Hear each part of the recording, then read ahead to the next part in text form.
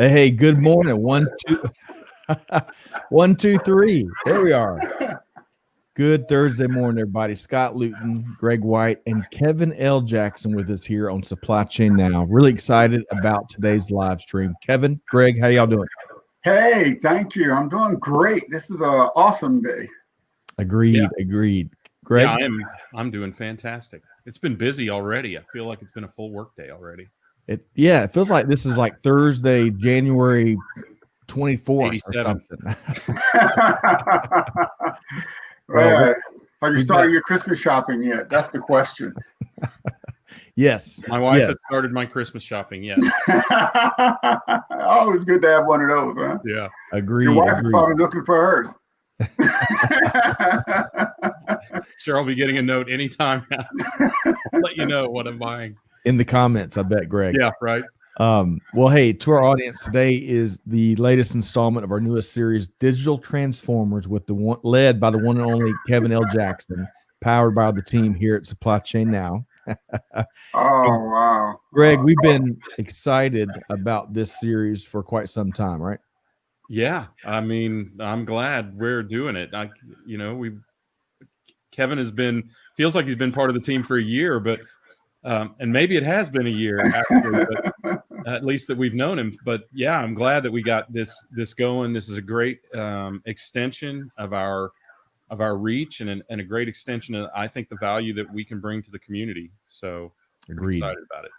Agreed. Yeah, I am really first of all, thank you very much for letting me join the family. I think it's really the great time to highlight all the changes across all of the industries. That's why I sort of named it Digital Transformers, because that's what everyone is doing. They're transforming their business models, transforming their processes, and they've been forced to infuse technology into everything they're doing. So I think this is going to be exciting.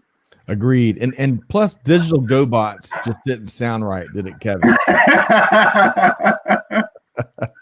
All right. Well, hey, to our audience, thanks so much for tuning in. We've got a great conversation teed up, and we want to hear from you. So throughout the conversation, we're going to be peppering your comments and insights along with our two featured guests here momentarily. And we know, Greg, that our community will bring it as always. Along those lines, let me go ahead and say hello to Michael Avra is with us, of course. Great to have you back with us. Pratik is here with us via LinkedIn. Of course, Amanda's behind the scenes. Thanks so much, Amanda, for driving things. Nick Roomer is with us. Nick, hope this finds you well. Looking forward to reconnecting with you soon. He's already asked his first question. Christmas shopping online or in store? Definitely online. I mean, which is what I've been doing for the last 4 years, frankly. Yeah, that's probably a good question for Sandro. Yes. Yeah. And we're gonna tune in and get his perspective here just in a minute. Gary Smith says hello from Roslyn. Gary, hope this finds you well. Manoj is ready to get down to business. Manoj, we'll try to pose this question here to our panel here momentarily. And I want to say hello to one other person.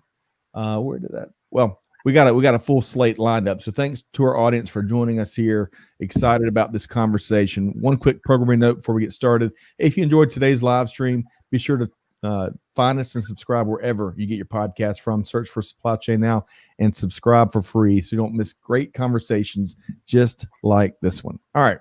So Greg and Kevin, we got to get to work. Y'all ready? Yeah, let's get to work. Yeah, do this. So want to welcome in our featured guests here today, Sandro Natale, Director of Digital Signage, Wi-Fi, and Ads for Access Products with AT&T Business, and Thomas Carter, CEO, Total Network Services, and founder and chairman at Dealbox.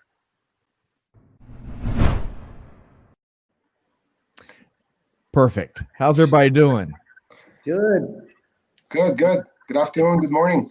Pleasure to have you both with us. We enjoyed, Sandro, you were sharing some of the your digital works of art in the pre-show. Really enjoyed that. We'll see if we can't weave that in at some point in the conversation. But Sandro and Thomas, welcome, and really excited to share your perspective with our audience here today. Right, Kevin? Oh, yeah, absolutely. I tell you, this is really what Digital Transformers is all about, highlighting industry leaders and how to really leverage digitalization to improve their business. Digital engagement is key to every business, but the challenge is, where are your customers? What are they doing? How about your employees? Don't forget the need to reach out to those. And even more importantly, in today's world, a virtual world, your business partners, your own ecosystem. So, companies really need to know who they need to target, how to target it. Is it through? It's not through the television anymore, right? It's that device that we're all tethered to every day, every minute. What about signs as we're walking around? What other digital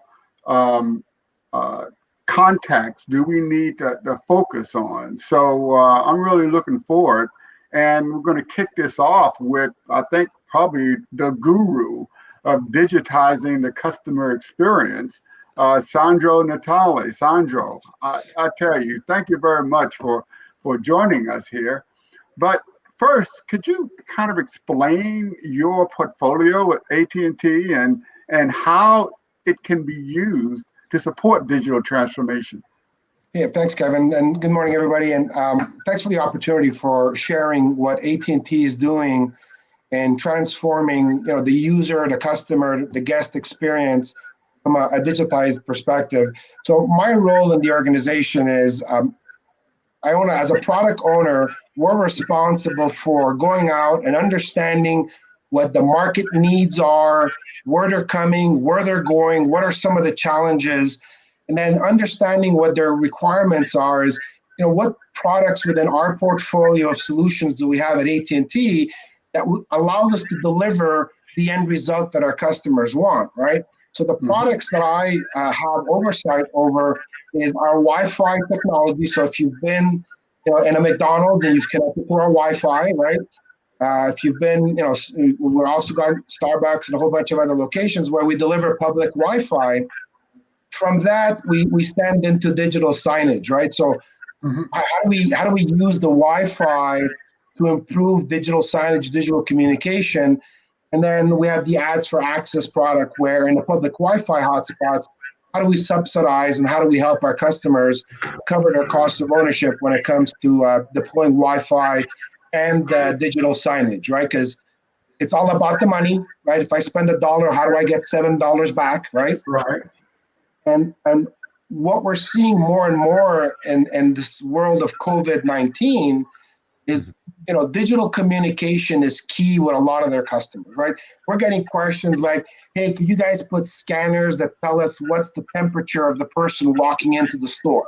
Are they at 97.5 or they're at 101, right? How do we tell people that, we've hit capacity in our retail locations and, you're next in queue and, you'll be in about 5 minutes? Like, how do we convey these kinds of messages? How do we deliver this type of information to our customers and our customers' customers? So these are the kind of things that we look at and conveying and getting the message in. Now, from a Wi-Fi perspective, from a connectivity perspective, you talked about earlier, we're tethered to these devices, right? Like my kids don't know what it means not to have one of these, right? and connectivity is key. So one thing that we really, really do well at AT&T is we connect things, right? Right. So what we're seeing more and more on our Wi-Fi and even on our 5G networks is we're seeing more than just phones, more than just tablets. We're starting to see the IoT things. We're starting to see, thermometers. We're starting to see screens. We're starting to see cars. We're starting to see anything technically that has power eventually is going to want to be connected some way, shape, or form. Hey, if I could chime in really quick. By the way, hello, Luke Small. He is a perfect conversation for Luke. Great to have you in the live stream. Talk about digital transformation. But Sandra, going back to what you're sharing here, it's really neat, this technology landscape we live in, because the messaging we're no longer tethered to just the TV, as Kevin mentioned. It can follow the customers wherever they are, and really wherever they want to engage, and wherever the companies and the customers want to engage the consumers, right?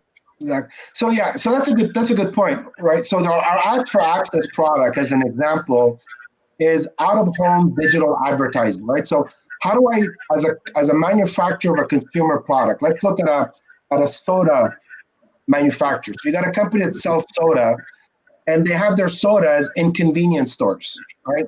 Well, I could be sitting at home in front of my TV, and I could be seeing a commercial of a soda.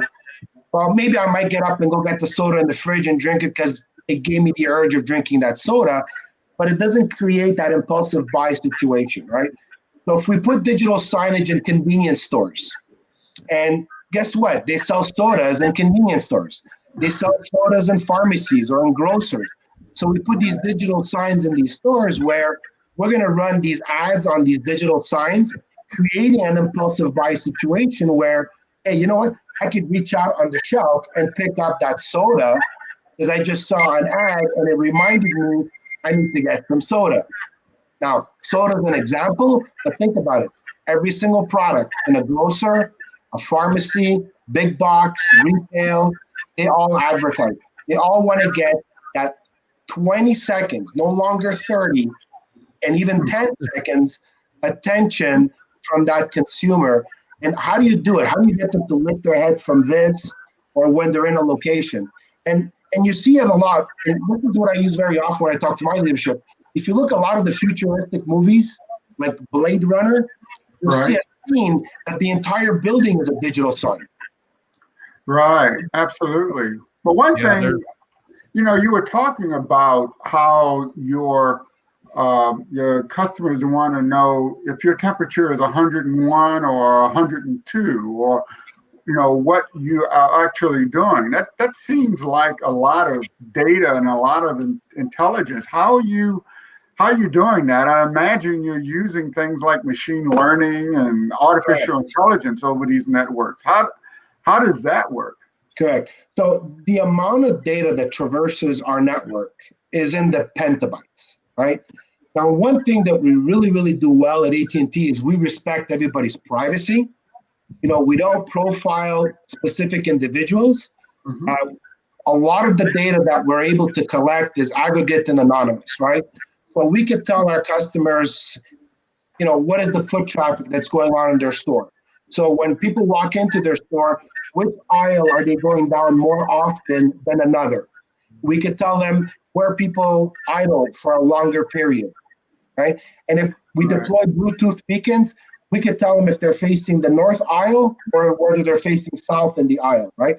So this is the kind of information that we can collect for our customers, of which once we get that intelligence, once we get that data, there's artificial intelligence, there's business intelligence tools that help our customers take decision on what do I do with this data? And that's one of the problems with data. There's so much of it, people don't know what to do with it. Right. So I always say, just bite what you could chew. Right.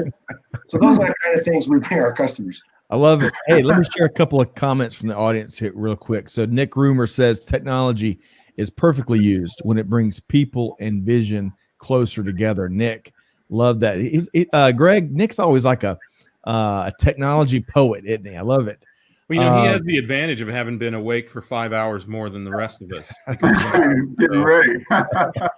So Jacob says, hey, isn't this topic a delicate dance? Because there is so much marketing going on, so many ads. The normal tendency is to ignore mass advertising.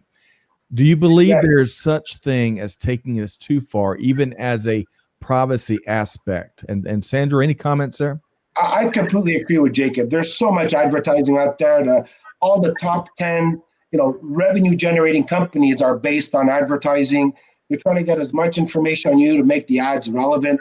So if you're going to advertise something to me, advertise something that's relevant. If you want 20 seconds of my time, which that 20 seconds today is long, because the average attention span is 7.5 seconds, right? So if you want 20 seconds of my time. I'm sorry, Sandra. What did you say? I wasn't listening. and very, very important. It's a very good point. Avoid mass advertising, avoid the machine gun approach, do it programmatic, do it intuitive, and make it worthwhile for the viewer or the consumer to absorb that ad. Yeah, great point. I think the way that we're seeing it done and the way that Sandro is talking about it is there are monitors up in the stores, and it can determine what to show based on who you are. Now, as to the privacy aspect, you've selected how much you want to share on your phone. Correct. Though even more is being shared. Correct. But what can be advertised is based on what you've selected to share or not share. So you're in significant control of that. Great point. Yeah, they get an opt-in, opt-out option, right? So again, to the point where people choose what they want to give as information. And caution to everybody, a lot of people are giving up too much information. Yep. Yeah. So I want to circle back. Kevin, go ahead and weigh in. Yeah. This year has seen a lot of investment in technology because no one's going in the office anymore. All the companies need to figure out how to do contactless service to their customers. Everybody's working from home, and there's huge investments in technology in this digital interactivity. But to be honest, it's only been a few months, 3, 4, 5 months. What are we going to see in 2021 as these companies really sort of dive into this technology they were planning to do 4 or 5 years from now? So augmented reality is the next big thing, right? And we've had some customers reach out to us and say, hey, we have, we're a big box store. We sell clothing off a rack. We have these change rooms that now we've closed because we don't want people to try on clothes in the change rooms for what's going on in the new normal of today. Well, how do we get our customers to know if a garment is going to fit them well, right? So there's products out there that we've looked at that create this virtual reality world that I could be standing in front of a mirror and it's going to put a suit on me and it's going to size me exactly what I need, from my neck to my arm length to my bust. And it allows me to try on the suit without actually trying it on. Right. And then have the ability right there on the screen to do what? Hit the order button. Yeah. So, I'm not going to say how fat I am, are they? Well, you know what? It is, Kevin, but it's going to keep it between you and the technology and the person doing the alteration, so no one else needs to know. So no one else knows. That's a pretty good thing. So I'm going to love that, Greg. I'm going to share a few comments here along these lines from the audience. And then, Kevin, I think we're going to, Thomas, get ready. We're coming to you next, but I'm going to share a couple things here.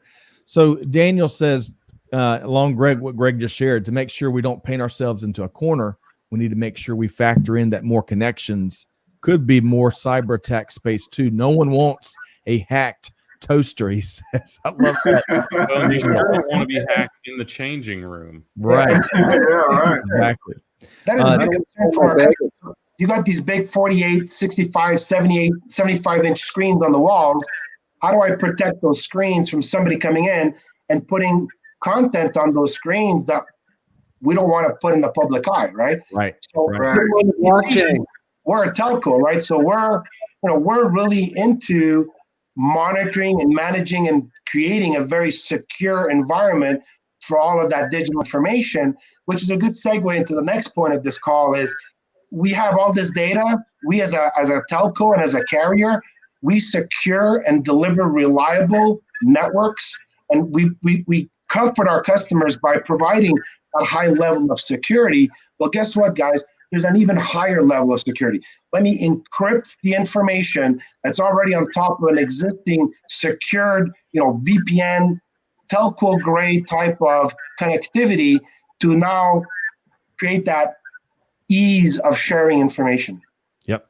Sandra, love that. Hey, Murphy's Law is alive and well here in 2020, and we're getting a little bit of feedback that we may have a speaker turned up in one of our mic or background. So if we could just double check our speakers, we're getting a little bit of loop feedback. So if y'all check that really quick while I share a few comments, and then we are going to circle back with Thomas.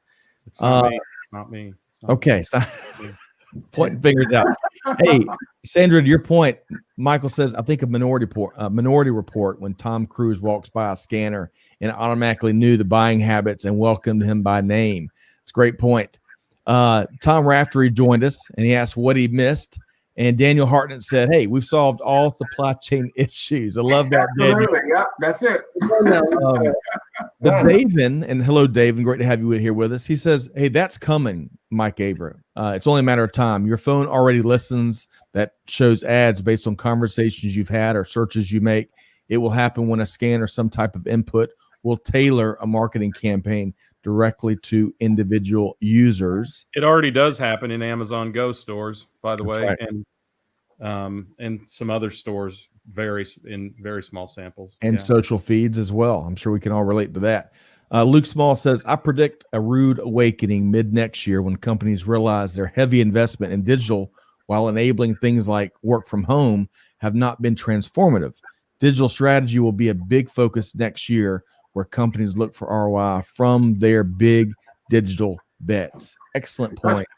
That's probably something that we're going to have to talk about later is what the C-suite executives need to do because this is moving fast. Agreed. Yeah, and what we're seeing now may not be sustainable trends, right? I was talking to a company that they provide Grubly Farms. They provide grubs to the homegrown chicken industry, which has exploded this year. And my first question was, grubs. Yeah, it's better for them to eat that than seafood. Okay. And my immediate question was, what happens when everybody realizes that it's filthy to raise a chicken and there is no shortage of eggs now, right? So I think we're going to see a lot of those trends coming back around. Agreed. So it's going to be a very delicate dance in that regard as well. Agreed. Hey, Kim Winter, great to have you here with us. Thanks so much for tuning in from Dubai. One more comment, and then Kevin, let's move along to Thomas and get some insights around blockchain, hot topic. But Don says, hey, granted, augmented reality can determine fit, but it will not be able to replace our feel until you actually wear an article of clothing, drive that vehicle, or hold that newborn child in your arms. The human experience can never be totally replaced. Yeah, Don, that's a great point. However, a quick counterpoint is the buy cars from home movement. You've got companies that are, create the marketplace. The company presses a button, make the transaction, and all of a sudden you've got a Greg White automobile in your driveway. He's the automotive buff here. But it's a great point Don's making. But it's amazing just how more powerful every day the digital experience becomes. And to that, Scott, I get it, except for the baby part. You can't give the baby back. Be returned. I'm sorry. Let me get that down. You can't give the baby back. So one very important thing from a supply chain perspective and from a distributor of products, having a very solid, robust, reliable RMA process, return merchandise process, where, I tried on the suit, looks great, but when I put it on, I don't like the velvet. Well, make it easy for me to send it back. Yes, that's right. Sandra, that's going to be, it's already been critical for years, and it's only going to be even more critical as e-commerce continues to dominate the scene. In fact, Greg, we were just talking on the Buzz last week. I think Cyber Monday was 15% in terms of sales one day, 15% over it was last year, and it is now the single biggest day of e-commerce in U.S. history, which is something else. Wow. $10.8 billion. Yeah, that's really important. And when you talk about e-commerce, I think this is perfect for Thomas Carter, because these sites are now going to digital money. And just a few weeks ago, PayPal announced that they're going to get big into cryptocurrency. And when we were talking about security, I know that cryptocurrency is big, but the underlying technology, which is blockchain, people really don't understand the difference, and this is really going to get big. So I think Thomas is the godfather here. So Thomas, welcome. And can you please clarify what is cryptocurrency, crypto assets versus blockchain? Because they're two. I mean, are they different? The same? What's it?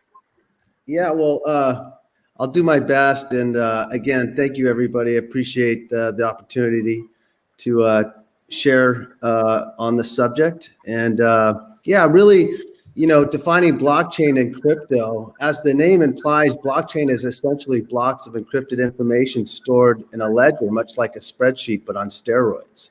Mm-hmm. One block of data is linked to the previous, and that's how it forms a chain. And what makes the technology unique is the fact that it's on a network of interconnected computers that don't rely on one central entity to facilitate the interaction. So it's just a network of a lot of computers, and the connected machines make up the network itself, and they are based on a peer-to-peer system. That uses a consensus. So the blockchain is really the key driver. Bitcoin was the first cryptocurrency, and blockchain is really the underlying technology that makes Bitcoin and cryptocurrencies work. So does that? So this encryption. I know Sandro was talking about trying to protect information, protect data. What are the key benefits of blockchain? I guess it must be beneficial if they built Bitcoin on top of it. Yeah, no, well, I mean, for the digital experience, blockchain continues to be tested, adopted throughout the economy, and for the supply chain, really, you've got some real key benefits: more transparent and accurate tracking end to end. You've got logistics monitoring, enhanced licensing of services and products and software, the digitization of physical assets, more secure transaction records. There's just a lot of promise. The promise of dramatic improvement in terms of efficiency and economics is there's just a lot of great applications for the technology. Because it's an immutable record and inalterable. It's the ultimate foundation for transactions, and because there are a lot of transactions in supply chain, it's so incredibly powerful. It's also great for verifying things like provenance, right? I mean, is it really a Gucci bag, or is it a knockoff, right? And because counterfeiting is very proximately a significant concern as we start to roll these vaccines out, I could see that it's that kind of vehicle that could help to verify the provenance, the authenticity of those types of products. Well, I kind of see like Sandro was talking about, he's the engagement with the end customer. So if you're at the counter and you see this Gucci bag and you want to buy it, are you telling me that now the blockchain will be able to tell me, yeah, that didn't come from around the corner down the block. It actually came from a real Gucci factory, and it was created at this time on this date in this location. That's huge. Absolutely. Well, we're doing it today. I mean, we can tell you, an Indonesian solo fisherman in a 12-foot rowboat, we can verify that this fish was caught by that guy in this boat and transferred all through this entire supply chain. So, I love seafood, but there are some things that I would rather have verified than seafood. But certainly, the ability exists to do it. So on that note, I want to go around the panel really quick, but really quick. Greg, we've talked about how there are goat herders in Mongolia. Thank you very much. That are leveraging a phone app, Sandro, a smart app that is driven by blockchain, which helps them guide and ensure that their herds are not, their goat herds are not grazing on overgrazed lands, which has climate change repercussions, right? And because they can guarantee it with this blockchain-driven app, they can make more money for their cashmere. I love those beautiful practical examples. But to that end, so big thanks to our friend, the goat herders, for setting the standard for embracing a practical application of blockchain. But to that point, I want to go around the panel. When will be, you have a couple of schools of thought. So Greg's point, blockchain and practical examples, it's already here. So it's been used for years. You've got other folks that say, hey, there's still not enough wide-scale adoption. What's y'all's, going around the panel here, we'll start with Thomas. When does that take place, you think? You know what? You brought up a really good point. Adoption is key, and making crypto easy is key. Instead of that long alphanumeric hexadecimal public key that people look at and go, gosh, I don't even want to, what is that? So, one of the, we solved that with Total Network Services with our digital name. So now you could have $Kevin, and that name sits on top of that long alphanumeric key. And that's really what's going to help the adoption, is to make it easy and to have that human readable name. It's the same instance that happened, with the internet. The internet didn't really get a lot of adoption with IP addresses. Who wants to say 201.146.187.385? I'd rather say apple.com. So I hated that one anyway, Thomas. I think 386 was much better. So having a simple human readable name, alongside Kevin, and then having having that also be an interoperable solution that could work across. Right now, the digital names work across 250 plus blockchains. So I think making it easy and is really going to help the adoption. And that's one of the key drivers at Total Network Services, that we've launched that product, digital names, and it's really starting to take off. Outstanding, Thomas. So widespread adoption is just around the corner. Kevin. Can I be next? One of the things you mentioned was interoperability. I mean, everyone is building a blockchain today. Are these just thousands of different silos? So if I'm a business and I want to leverage and use the power of blockchain, do I have to lock into someone's specific blockchain and I can't connect to any others? Well, it's just depending on the application that the use case that you're wanting to achieve with the blockchain. So, and again, that's what we're looking at with solving an interoperable solution. If a lot of these are siloed solutions, and really having something that's interoperable is going to help connect them all. And those are some of the things that we're working on right now with leveraging the MEID technology with telco devices and putting that MEID on the blockchain to help deliver easier blockchain solutions over mobile devices. Mm. Hey, Thomas, I got a question for you. Can you solve for my 7 passwords that I have? Yeah. Get a digital. Have 7. That's pretty good. Well, Mike A, along these lines, Mike Aver says, being able to tell exactly where your source material comes from will drive more ethical and socially responsible decisions. Excellent point, Michael. Won't that be nice to be able to verify that something's free of conflict minerals or wasn't slave built or I just think that is so. And Kevin, you're doing it, with Source Connect, you're doing it to verify diverse supplier networks, right? So yeah, absolutely. So we're leveraging that information provenance, right? Right. There are voting is going to. You have not got the sound off on this, so go for it. Voting is a big issue. We got to verify ballots. Yeah, I'm actually working with somebody on that. As a matter of fact, you talk about chain of command or follow the chain of sources.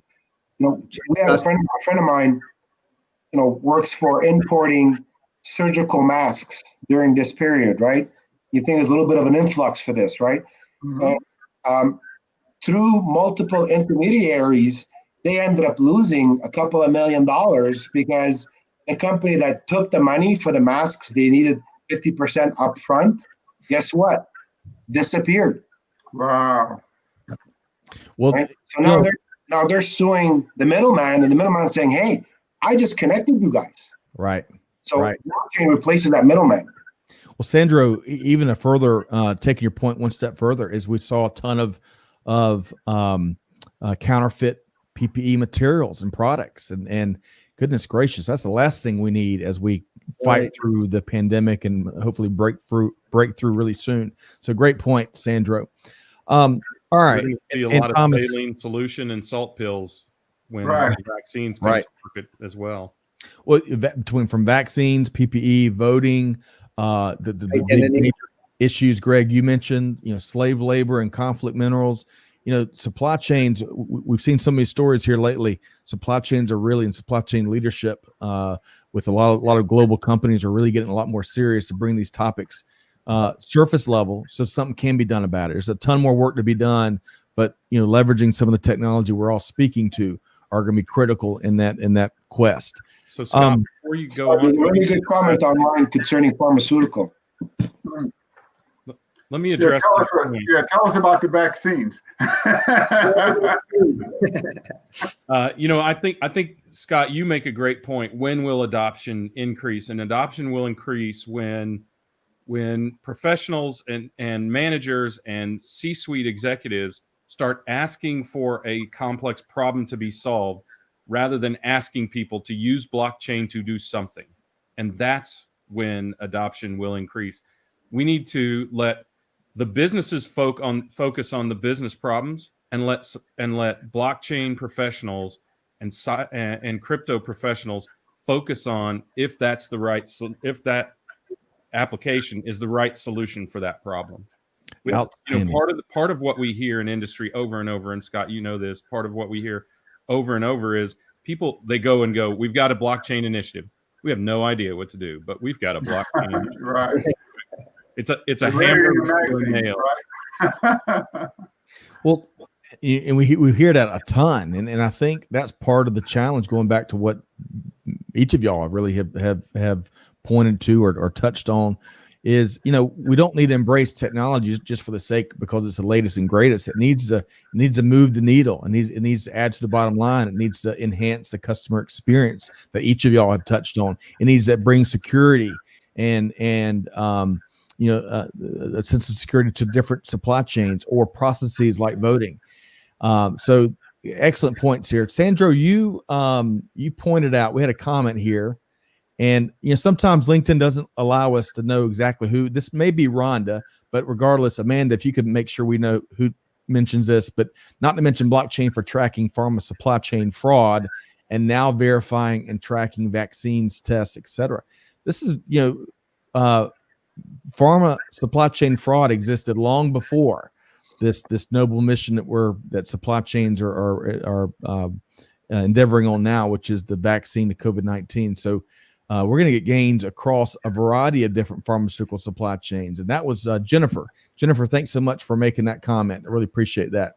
And I think the COVID-19 vaccine is probably going to be one of the, I think in history, a vaccine that's going to be used by billions of people as fast as they can. Agreed. Right. So that opens the door for a floodgate of fraud and shysters out there trying to make a quick buck and hurting people while doing it. Yeah. Yeah, I was putting up their websites to say, get your vaccine here. So blockchain could really, I guess, make this supply chain and this distribution much more efficient and cut costs from the supply chain infrastructure. I know that's one of the areas that Thomas was looking at. Yeah, there's, blockchain has the potential to drive cost savings. I mean, it's just, there's so many benefits. We're really, traceability, transparency, all of it. It's going to solve a lot of our problems. I think, we're going to see most, in my opinion, this is going to be one of the biggest shifts of, technology shift that we're going to witness. It really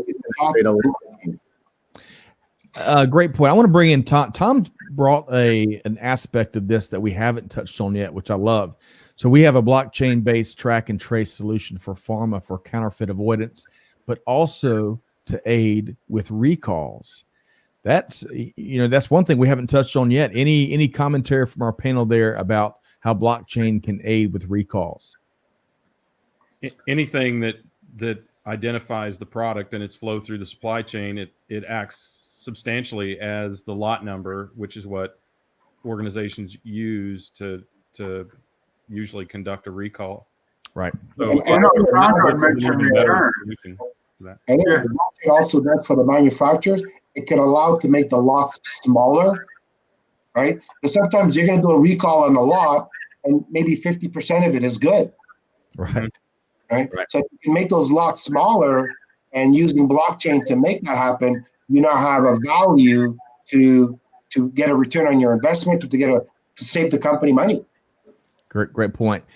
T Squared, who always holds down YouTube here. Great to have you in the conversation. Blockchain is a clutter eliminator and a game changer. But it's back to this. It's like blockchain seemingly has been on the slow burn for years now. I mean, I'm really hoping, and Greg, we've talked about this a lot, kind of bringing it full circle, is 2021 may be that tipping point for when even the folks that are the doubting Thomases that just don't think it's the flavor of the month, when it's going to transform the global business. We'll see what 2021 brings to bear in terms of adoption. I'm pretty optimistic. I don't know about y'all. Yeah. None of that doubting matters because the die is already cast on blockchain. We know what to do with it. It's got incredible value. People who are doubting they're only hindering themselves. Right? Hey, I promise I'm not doubting over here. That's right. If Thomas is not doubting, no one should. Right. Yeah. We're with Dealbox, we're tokenizing a lot of companies and digital issuance for having the ability to take all that friction around the removal of like a transfer agent and DTC eligibility, all the things that are needed that kind of are heavy around capital markets is all removed because you could program all this into these smart securities. So the applications for capital markets is big, and just the whole industry. There's a lot of application for blockchain, and it's definitely going to change the future and make things a lot easier and more authentic. Scott, Tom, what he's talking about does your favorite word, democratization, in investing. So it is an incredibly freeing technology when applied to the right problems. And that is one of our favorite movements, especially the democratization of technology. When you're when you're providing access for all, and that is such a powerful movement. One I admire, and I definitely appreciate that, Greg. And we'll see how that continues to fuel the democratization of access and technology, and you name it, to the smallest of players, which is really important. So, Sandro, to kind of as we start to wind down the conversation, this conversation has flown past. I want to make sure that our listeners know how to connect with both of y'all. But before we do that, folks, sometimes folks love to break out their crystal ball and talk about what's around the corner. I love hearing, just in the pre-show, what you've shared here today, some of the really neat ways that companies are engaging their customers in really new and exciting ways. Pre-show, you touched on the Dallas Cowboys, the legendary Dallas Cowboys. Sorry, Greg.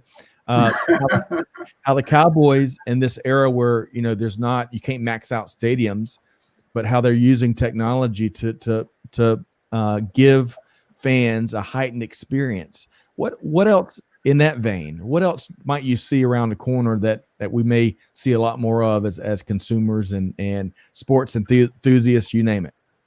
Yeah, and that's a good point. So, we had this product that was catered for the sports and entertainment industry, and it was primarily that goes into sporting arenas where the fans would, engage in a virtual reality AR experience with our digital displays, and to ultimately be able to take a picture with in this case here, some professional players from the Dallas Cowboys, right? Well, how do I have a fan engage in the new fan experience when there are no fans in the stadiums? So we immediately pivoted saying, well, how do we make a selfie version of that? So now we took something that was concrete, bolted down to the floor in a brick and mortar location, and brought it virtual to the crowd, where now I can take a picture with Dak Prescott in my kitchen, right? Where before I could have only done it in the stadium. So this is one example of what we have to look at in 21 is, how do we reach out to the consumers that are in their house? They may or may not be going to the local retail shops. When they do go to the local retail shop, how do I make that experience for them worthwhile for them? And how do I make it that when they're in my shop, they don't leave empty-handed? Love that. And along those lines, Sandro, especially in a year like 2020, when you welcome those 3.5 hours of football, just so you can kind of take a mental departure from everything else. And I love those examples of technology where you're enhancing those experiences, right? Customer experience, and tip of the hat to our dear friend Stephanie Toom and many others. Customer experience is permeating every aspect of business. Supply chains are putting in ahead a lot more. The specific discipline, right? There's been elements behind customer experience, the phrase and the methodology for forever. But the specific discipline of really fine tuning that and really enhancing those interactions with the consumer. I love it. It's another great movement that we're big fans of here at Supply Chain Now. Greg, we talk a lot about here lately, in particular, about customer experience, right? I've got you on mute. Sorry, that was me. Welcome to Zoom, people. Especially in supply chain, that is the goal, isn't it? I mean, is the customer experience. There is nothing else but delivering the goods. That's it. But don't forget the employees, right? You have to manage the digital interaction with your employees. They're at home, remember? And also your business partners, they're at home also. So yes, customer experience is important, but don't forget the employee experience. Don't forget your business partner experience. All these technologies are needed to enhance your digital interaction across all of your networks. Great point, Kevin. Excellent point. You look at one of the products that we brought to market is for the quick serve or the casual serve restaurant business. Everybody's experience now. You go into a restaurant, you take your phone and you scan the QR code on the table and you get the menu, right? All you're getting is the menu. How do I order, right? You still need a human to come there and take your order. Well, right. You just make it that I could, instead of door dashing, can I table dash? Right? Yeah. And I think I did that in high school once or twice, Sandro. It's a better work experience where they're not being waved down or they're not running back and forth. And so that's a way that we're transforming even the consumer's experience when they're sitting in a restaurant ordering a beer, because I see there's a lot of beer discussions going on in the chat here. I wonder why.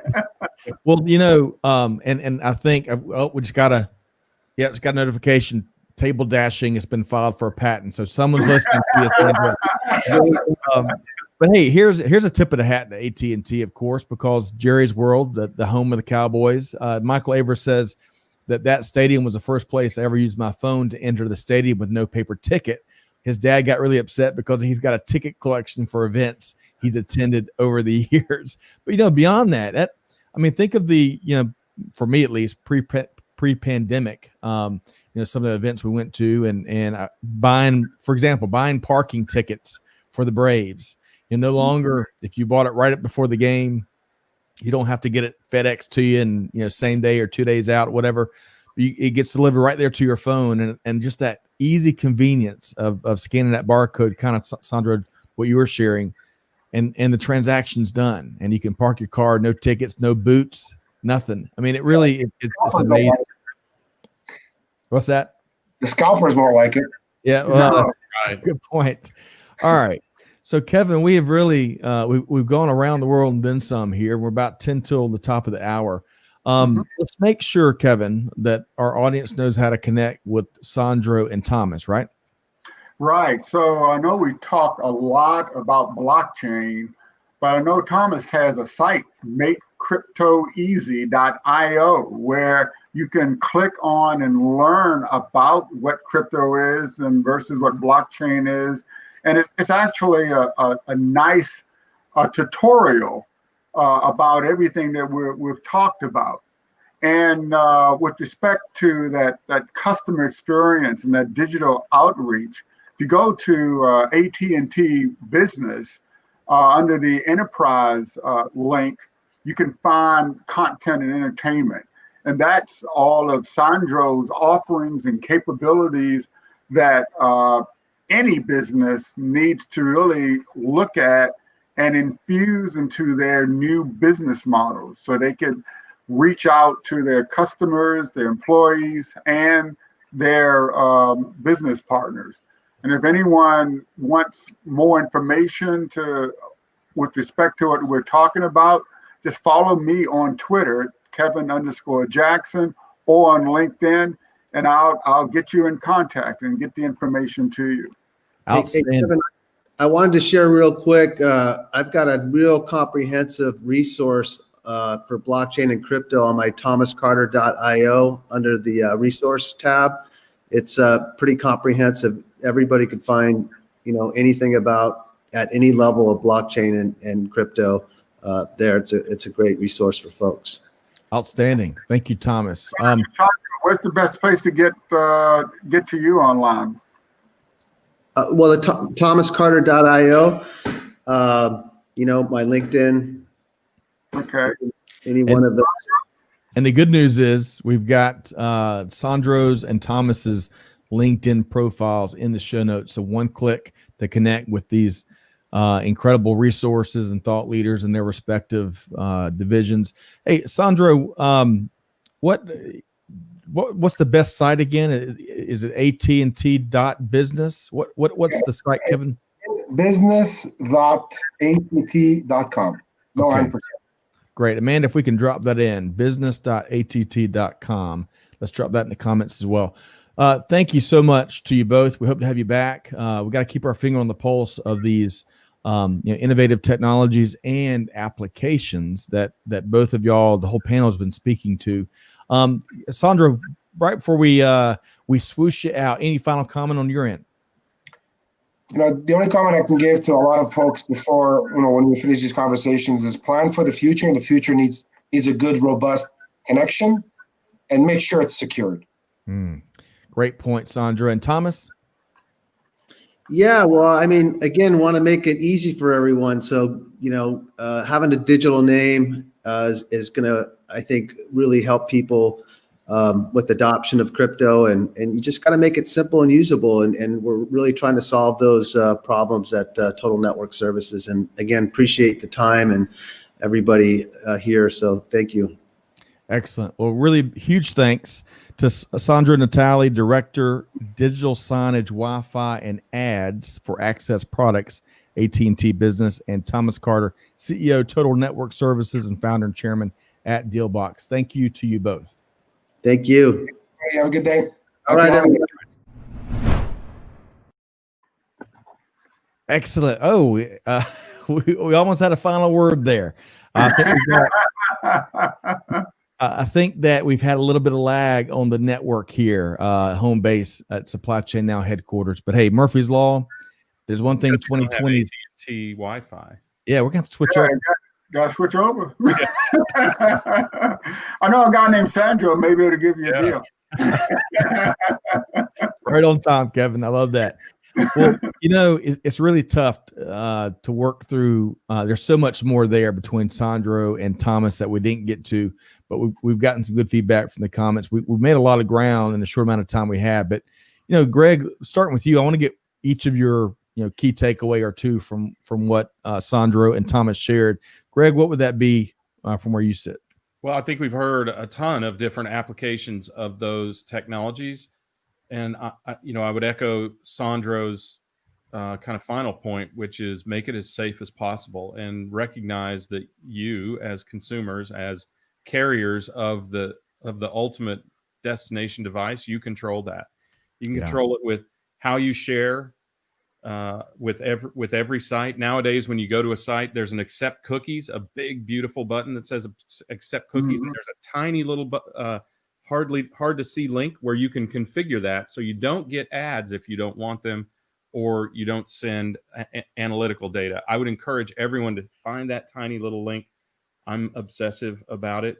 And we can thank, believe it or not, the European Union for that, for the GDPR initiative, which allows us to share as much or cease to share as much as we desire. So that's one thing. And then the other is, don't be afraid of this advertising. If you're controlling that, hey, I thought it was nice that Sandro was talking about soda when he went into a convenience store. But what I would love to see is when I walk in the store is them to know they should just have an arrow that points to the beer and to the convenience.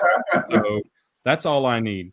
Beer and what, Greg? What was the second one? Well, I like caffeine-free Diet Coke. Point me there to the caffeine-free Diet Coke section. Cherry Coke would be great too. All right. So Kevin, we can get to everything that Sandro and Thomas can speak to. Right. On top of that, they're leading so many exciting initiatives. We, getting 50 minutes, we barely scratch the surface. But what are a couple important things you think folks should really pay attention to?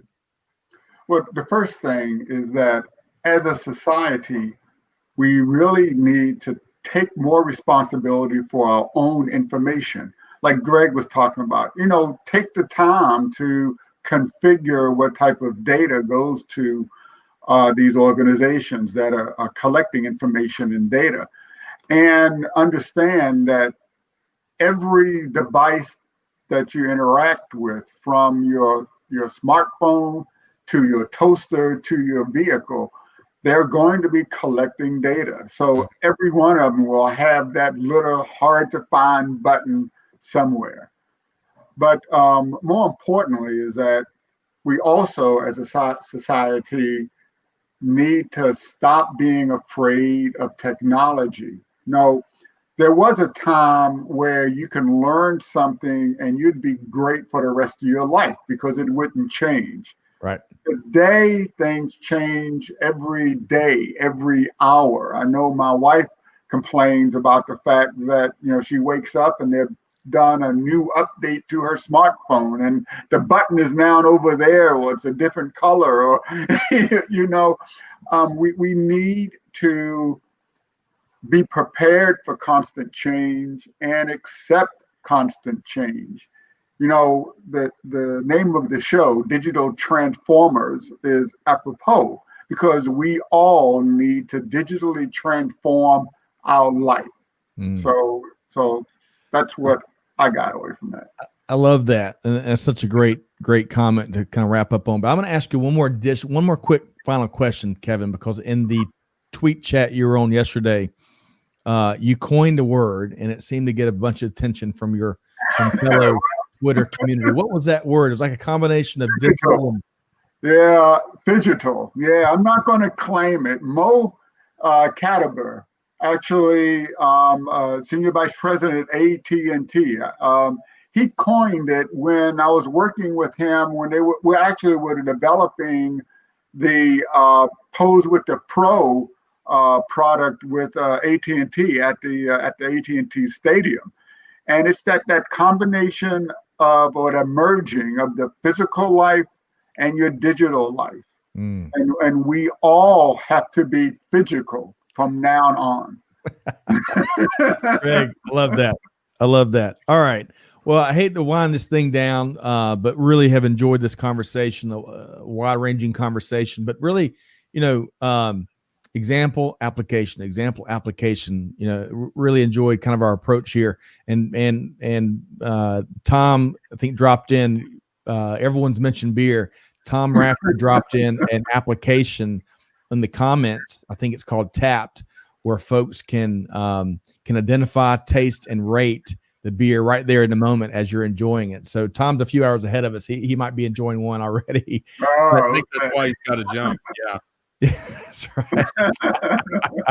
Hey, Kevin, Greg, looking forward to the next installment of Digital Transformers. Let's make sure folks can connect with you, Kevin. What's the beyond Click to Transform, your best-selling book? I think we've got a link for that in the show notes. How can folks reach out to you? Yeah, on Twitter at Kevin_Jackson, or on LinkedIn, you can find me, Kevin L. Jackson, or on Facebook, Kevin L. Jackson. So I look forward to Digital Transformers on Supply Chain Now, and well, this was great. So thank you. Agreed. Thank you so much, Kevin. A pleasure to continue to partner with you. All right, so Greg, before I sign off, man, there's so much going on. This has been a jam-packed week, and we're still not done. We've got 2 more shows here today with some movers and shakers, just like really? You guys are busy. We're trying. But Greg, what's been? I know we had a special interview yesterday morning, but leave us with something that uplifts and inspires us and challenges us. Yeah, sure. Well, let me start with I lectured, I guess, to an MBA cohort last night at Kennesaw State University. Unbelievably insightful questions, hyper intelligent individuals, and really engaged in a class where we did it like this. We did the class like this. So it was a pretty amazing experience. The future of supply chain is bright. And as for the presence of supply chain, I'm glad he's right here to me. I'm glad Kevin's on this side of the microphone with us, because he's been on several shows with us. Glad to have you on this side of the microphone. Kevin, you probably don't even recognize it, but you slipped in a brilliant segue in the show today. So you got what it takes. You're talking about a relevant topic. There's a ton of information, interest, and most importantly, confusion around that topic. So there's a great opportunity for clarification there. So I'm really happy that Digital Transformers is part of the roster. I couldn't have said it better, Kevin. That's why I let Greg sign off. He makes us seem a lot more eloquent. But on that note, hopefully to our audience, thanks for all the comments and insights and humor. It's important to maintain that sense of humor in these times. So thanks for tuning in. Thanks for everything you brought to our audience. Hey, again, if you enjoy these conversations, you can see a lot more at supplychainnow.com. We're going to challenge y'all just like we challenge our own team every single day. Do good, give forward, be the change that's needed. And on that note, we'll see you next time here on Supply Chain Now. Thanks, everybody.